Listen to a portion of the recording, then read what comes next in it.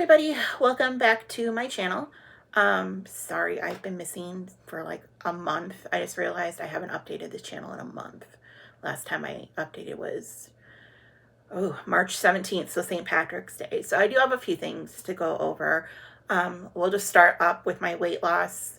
If you follow me on Instagram or TikTok, I post my weight losses every week. Last past couple weeks I've been up. Mostly I think just because of, my birthday. I did not track a thing on my birthday. And then the week before, it was just a lot of extra movement. I don't know. It wasn't much, so I'm not trying to sweat it.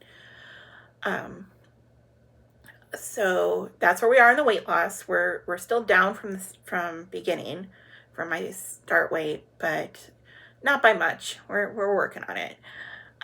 Since then, some things have happened health-wise.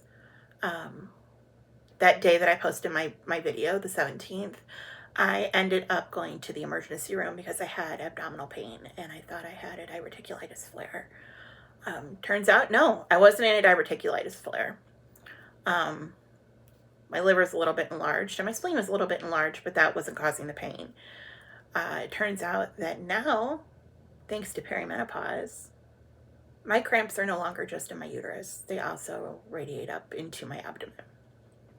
So that was a fun trip.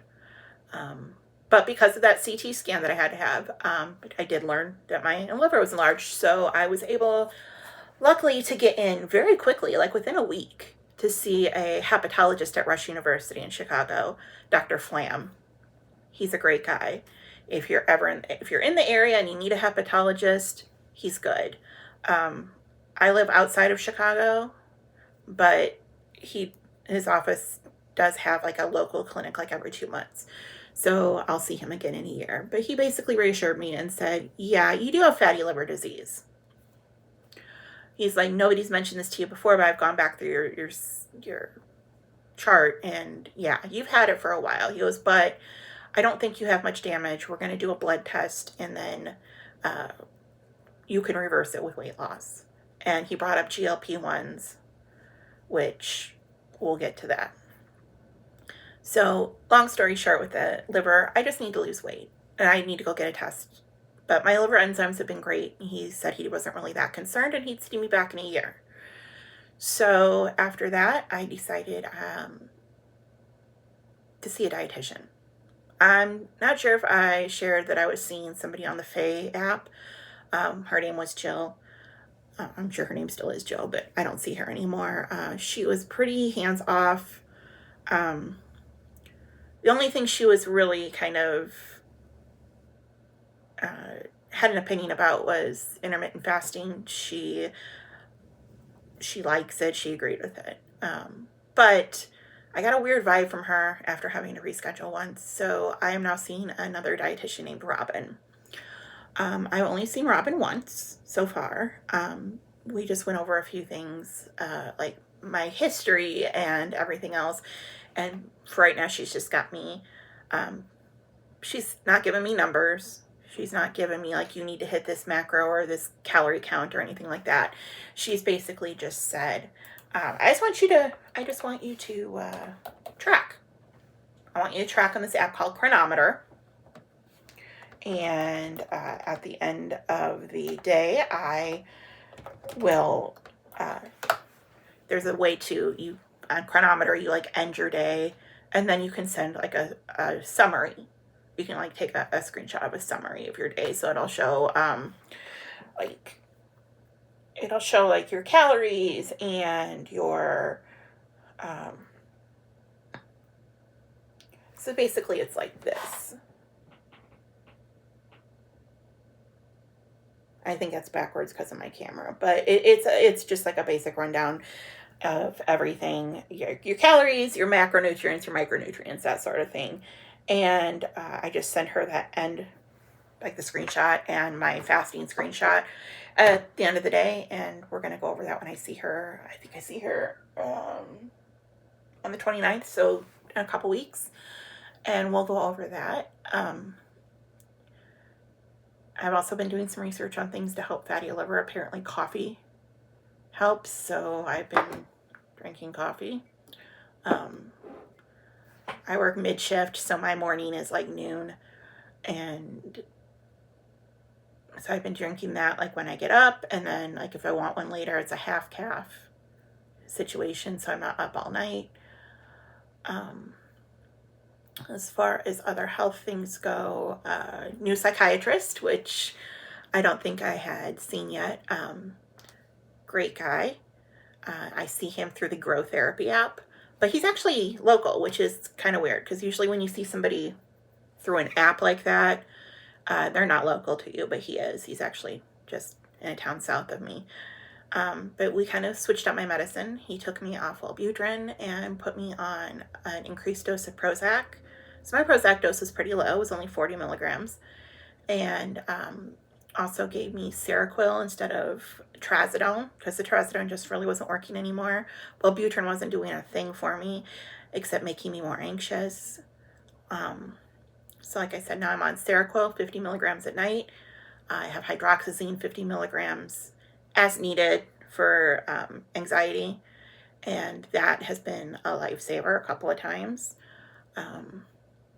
It does what Xanax used to do for me without being a benzo, without potential long-term side effects, because there are long-term side effects with using benzos regularly. I was never addicted to them. Like, I can pick them up and put them down, but the fact that I was having anxiety that much, that often, was kind of frightening. So the reason I found a new psychiatrist is mine retired, which, good for her. But so now I see Dr. Brown, and he's great. Quick visits. He listens to what I have to say. He gives his opinion. We discuss it. We're done. It's not long and drawn out. It's great. I really like him. As far as anything else has been happening, my birthday was last week on April 10th. I am 46 now. I spent my birthday eating a lot of sugar and diamond painting, and it was a great day. My boyfriend got me a Boston cream pie cake for my birthday, just on a whim, because I wanted a birthday cake and he didn't know which one I would like, and he just managed to pick out something I actually love. So he's a good guy. I've been doing a lot more updating on TikTok lately. It's a great community over there. Surprisingly, I thought it would just be like people telling me, you're fat, you're ugly. It's like, yeah, these are things I know, bro. I'm just trying to, share my experience with people, because especially with the perimenopause stuff, I don't think it's talked about enough. I really don't. It's something that women really aren't taught about. We're taught that we'll have menopause at one point, and there'll be some hot flashes and your period will stop, but that's about it. I had no clue that there was a thing called perimenopause, which can last up to 10 years, where you're having a ton of different symptoms, and your period stopping is the end of it. So, that's why I'm sharing so much, is because I don't want another woman to be like, wow, my period stopped for whatever, or, oh, I'm having these issues and I don't know why. And I'm lucky that I have a gynecology nurse practitioner who took me seriously and was like, okay, these are the symptoms you're having. Let's start you on this medicine. Because I'm 100% an open book about my health. It's not perfect. It's not great. I'm a type 2 diabetic, but my A1C is 5.2, so it's not that bad. However, with the demonization of hormone replacement therapy for women, I will tell you what I'm on. I am on a patch of estrogen that I change once a week. It's 0.075 milligrams. And I think that's what gets released each day into my bloodstream.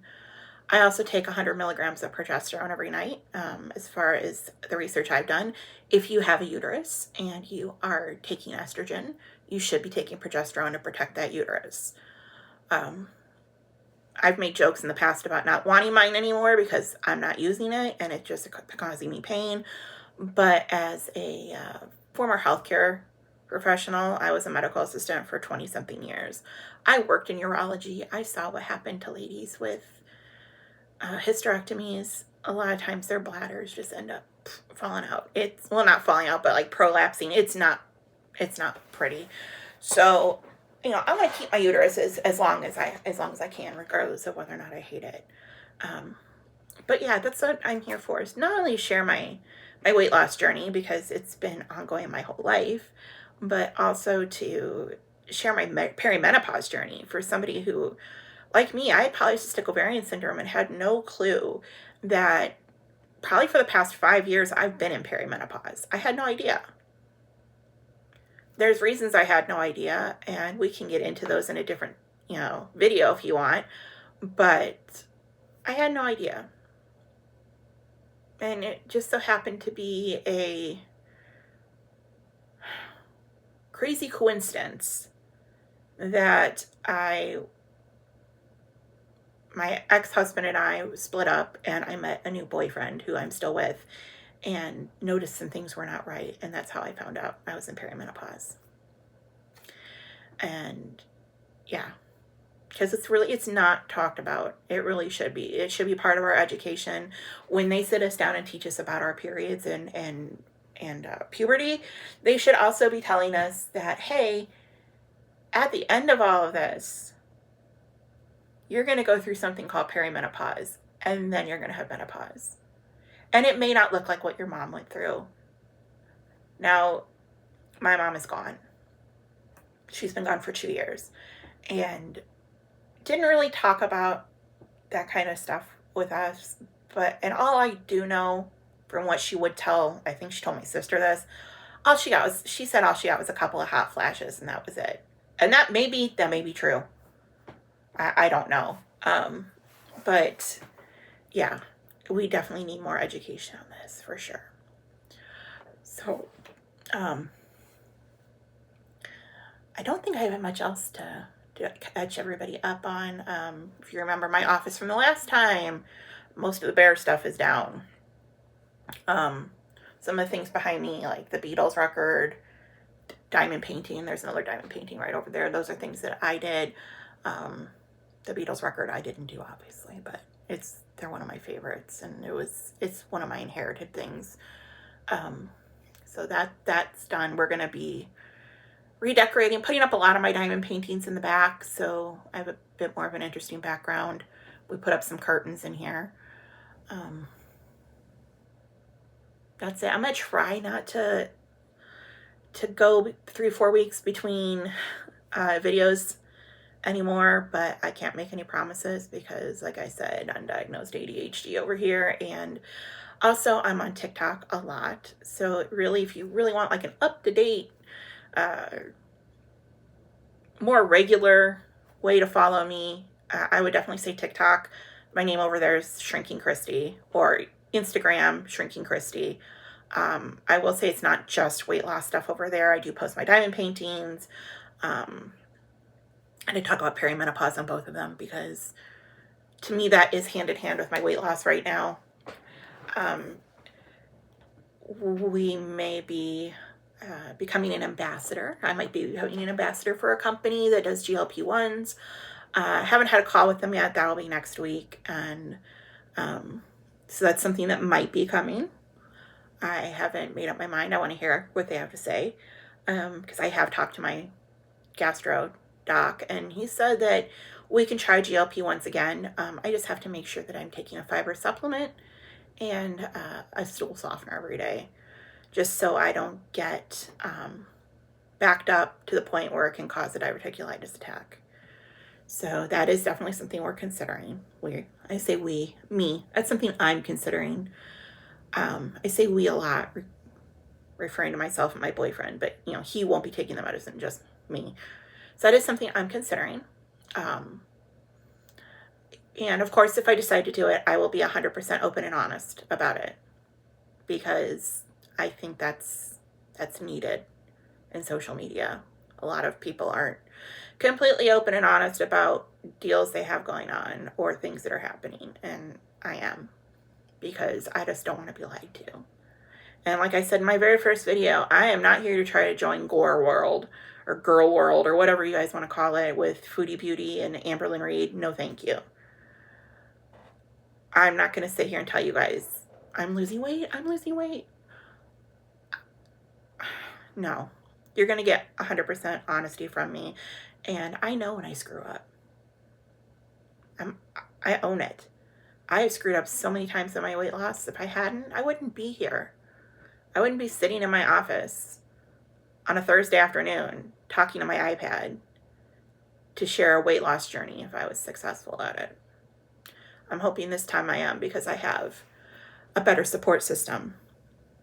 And not just you guys out in YouTube land, but, you know, and the people on TikTok and the people on Instagram, but also at home. I didn't have a support system before. Like, my ex-husband would be like, sure, okay, yeah, you're going to do Weight Watchers, awesome. And then would bring me home chocolate or be like, I don't, you know, nobody wants to cook tonight, let's go get McDonald's. Very much an enabler. I don't think he did it on purpose to keep me fat. I think he just did it because he didn't know how to deal with my emotions, and just kind of threw food at me to keep me from overreacting or whatever it was. But now I have a partner who is very much my partner. He is very supportive. He's changed up some stuff in his diet too, so I don't feel alone. He's encouraging me to move. He's actually bought me he bought me a infinity hoop, which I still need to check out. I was going to do it a couple weeks ago, and then I did something to my foot, but now I'm all healed, so I have no excuses except just being lazy. So, but I think that's all, and this video is almost 20 minutes long, and if you sat through me talking for 20 minutes, God bless you, because my voice is annoying to me. So, and like I said, I'll try not to take such a long break in between. But yeah, if you want to follow me elsewhere, I'll put my names down in the description, along with some links if I can remember to do so. So I will hopefully talk to you guys next week if I don't forget, and I'll try to keep you all updated. Bye.